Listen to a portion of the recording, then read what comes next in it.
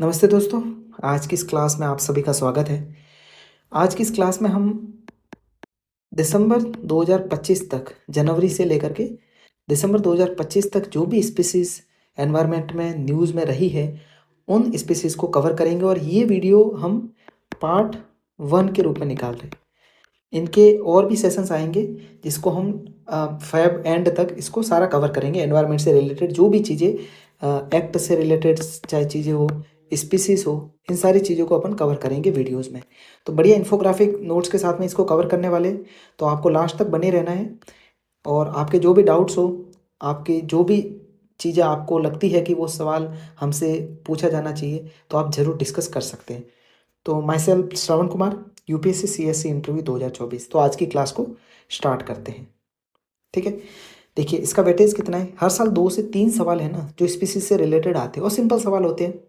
कोई स्पीसीज है, जैसे बाघ पे सवाल आया था, उसके नेचर पे कि वो किस तरीके से दहाड़ता है, उनका जनन पीरियड कितने समय का होता है। तो उन सारी चीज़ों को अपन रटना नहीं है सिर्फ, बाकी पीवाईक्यूज को अपन ने बेस बना करके ही ये सारा कंटेंट तैयार किया है। ठीक है, एक्ट से रिलेटेड जो भी बातें होगी, है ना, तो वो सारी चीज़ें डिस्कस करने वाले हैं। देखिए पहली स्पीसीज है हीम तेंदुआ। देखिए स्नो लेपर्ड कहते हैं इसे।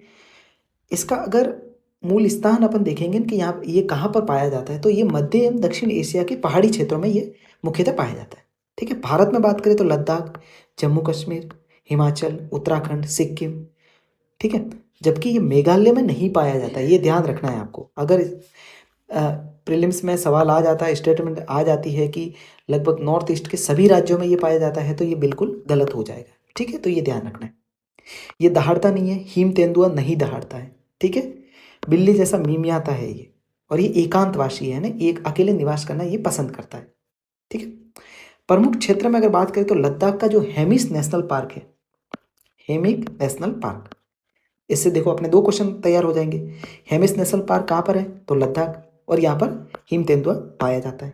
ठीक है, विश्व के लगभग सर्वाधिक घनत्व इस क्षेत्र में, इस नेशनल पार्क में पाया जाता है, जो कारगिल क्षेत्र के उत्तर में स्थित है। ठीक है, अब गवर्नमेंट इनिशिएटिव क्या है कि प्रोजेक्ट स्नो लेपर्ड करके स्टार्ट किया था, है ना। SPAI करके है, सिक्योर हिमालय, एंड जो कैट इनिशिएटिव है ना, एम स्ट्रिप्स के नाम से,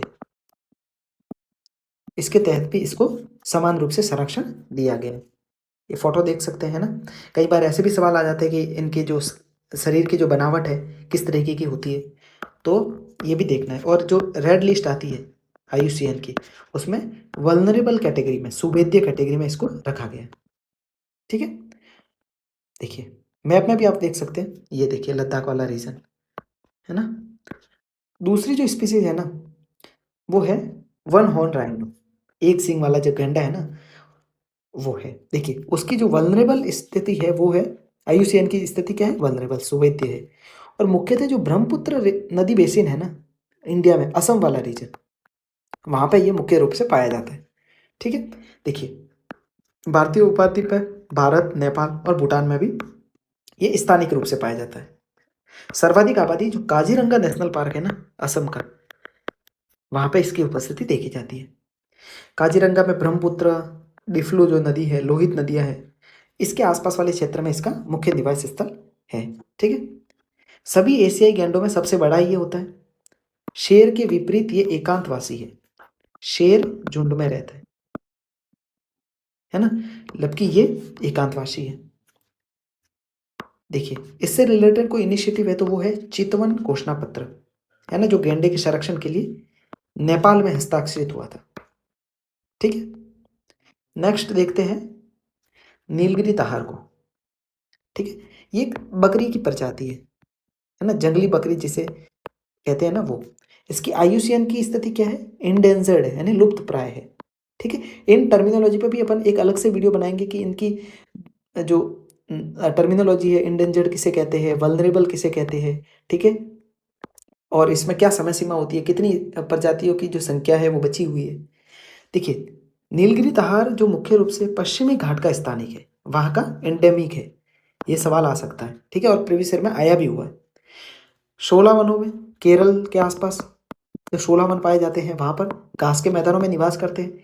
और जो सर्वाधिक आबादी है वो एराविकुलम नेशनल पार्क में, कहाँ पर स्थित है? केरला में। ठीक है। सांस्कृतिक महत्व क्या है कि संगम साहित्य, चोल, चेर और पांड्य जो है, और जो शिल्पाधिकरम जो लेखन है, जो ग्रंथ है, उसमें भी इसकी जो लिखावट है वो मिली है। स्थानीय नाम इसके क्या क्या है? वरायुडु स्थानीय नाम है इसका। ठीक है। संरक्षण में तमिलनाडु सरकार द्वारा प्रोजेक्ट नीलगिरी धार करके शुरू किया गया था। ठीक है। नेक्स्ट देखते हैं। मैमल्स में कस्तूरी मृग, मस्क डियर जिसको कहते हैं, हिमालय क्षेत्र में पाया जाता है। शर्मिला है, एकांतवासी है, इसके नेचर के ऊपर सवाल आ सकता है। नर मृग में कस्तूरी ग्रंथि पाई जाती है जो कि मतलब एक अलग सी गंध स्रावित करती है ना, कस्तूरी ग्रंथि। लेकिन सींग नहीं होते इनके, है तो मृग। इससे आपको कंफ्यूज कर सकते हैं कि कस्तूरी मृग में सींग की उपस्थिति देखी जाती है, तो नहीं, सींग नहीं हो जाते। और IUCN की इंडेंजर्ड स्थिति में इसको रखा गया है। बोनोबो क्या है? ये एक तरीके के एप प्रजाति के जीव हैं। ये विश्व में केवल कांगो में पाए जाते हैं, DRC है ना, कांगो नदी के आसपास का जो क्षेत्र है ना, वहां पर पाया जाता है, अफ्रीका क्षेत्र में।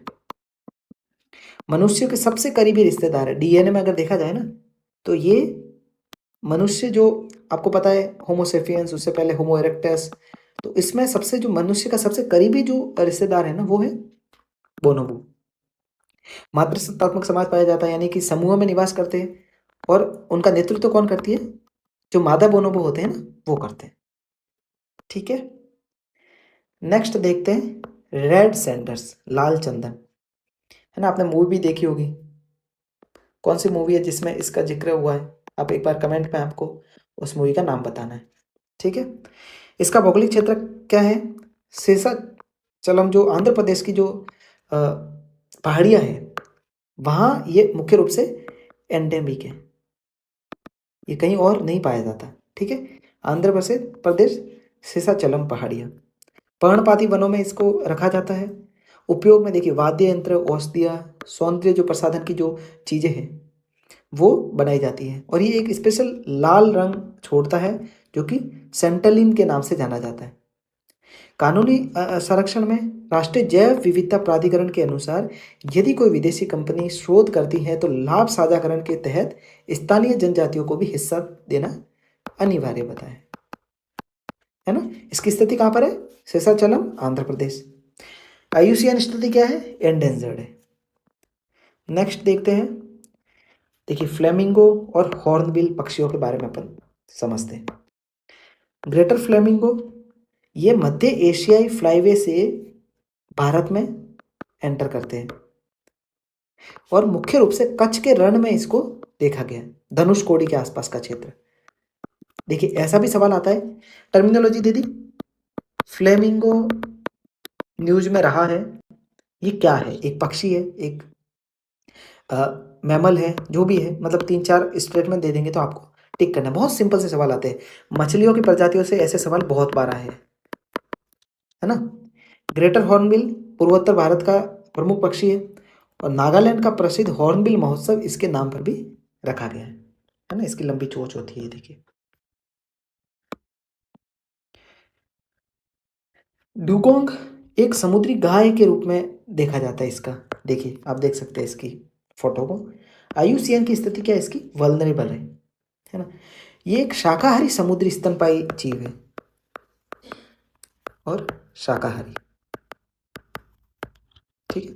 ये केवल समुद्री घास को ही खाता है। और अगर देखिए सवाल में आ जाए कि डुगोंग मांसाहारी होता है और ये अन्य मछलियों का मतलब सेवन करता है, या भी जो भी ग्रहण करता है उसको खाता है, तो बिल्कुल गलत है, ये शाकाहारी जीव है पूर्ण तरीके से।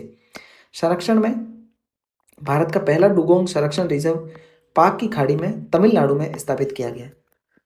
पाक खाड़ी, तमिलनाडु, ठीक है। अन्य क्षेत्र में मंदी खाड़ी क्षेत्र में भी इसको देखा गया, कच्छ खाड़ी में भी ये पाए जाते हैं। नेक्स्ट जलीय प्रजातियों में कछुओं को देखते हैं। देखिए ओलिव रिडली कछुआ है ना, सबसे छोटे और सर्वाधिक संख्या में पाए जाने वाले कछुए भारत में, ओलिव रिडली कछुए, ठीक है। अरीबाड़ा करके एक टर्मिनोलॉजी बार बार न्यूज में रहती है, अरीबाड़ा। ये देखिए अरीबाड़ा क्या है कि एक एक फिक्स टाइम पे ये सारी कछुओं की प्रजातियां समुद्री तट पर आती है और एक साथ में सामूहिक अंडों को त्यागते हैं, है ना, अंडे देते हैं साथ में। और ये मुख्य रूप से कहाँ पर पाया जाता है? गिर माता है ना उड़ीसा में, वहां पर इस स्थिति को देखा जा सकता है। इसकी स्थिति IUCN में वल्नरेबल है, ठीक है। एशियाई जॉइंट सॉफ्ट सेल, ये भी कछुए की प्रजाति है। पूछ सकते हैं कि ये किससे रिलेटेड है? केरल के भीमाना, मतलब केरल में इसे भीमाना के नाम से भी इसको जाना जाता है। मांसाहारी और आक्रामक प्रजाति के होते हैं ये, है ना। और IUCN की रेड लिस्ट में इसको क्रिटिकली इंडेंजर्ड के रूप में रखा गया है। लाइकेन, टॉर्डिग्रेड्स, देखिए लाइकेन क्या होता है? शैवाल और कवक का सहजीवी संबंध जो होता है ना, उसको क्या कहते हैं? लाइकेन कहते हैं। प्रदूषक के संकेतक होते हैं, यानी कि SO2 के प्रति अत्यधिक संवेदनशील है, यानी कि अगर इनके में ह्रास होता है या फिर किसी भी तरीके से ये डैमेज हो जाते हैं, इसका मतलब क्या है कि जल में SO2 की मात्रा ज़्यादा हो गई है। और भारत का पहला लाइकेन पार्क कहाँ पर है? उत्तराखंड में, ठीक है, ये इंपॉर्टेंट है।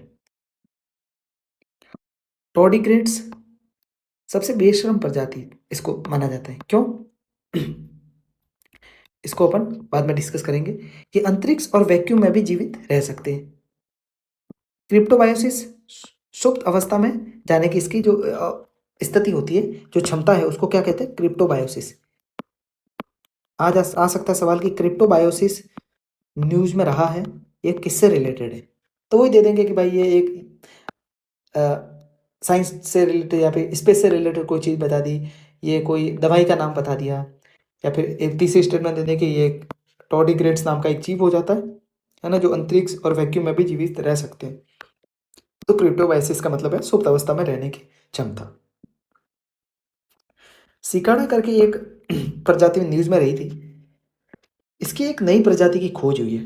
ये एक तेज आवाज करने वाला कीट है और ये मुख्य रूप से पश्चिमी घाट है ना, उसमें साइलेंट वैली जो नेशनल पार्क है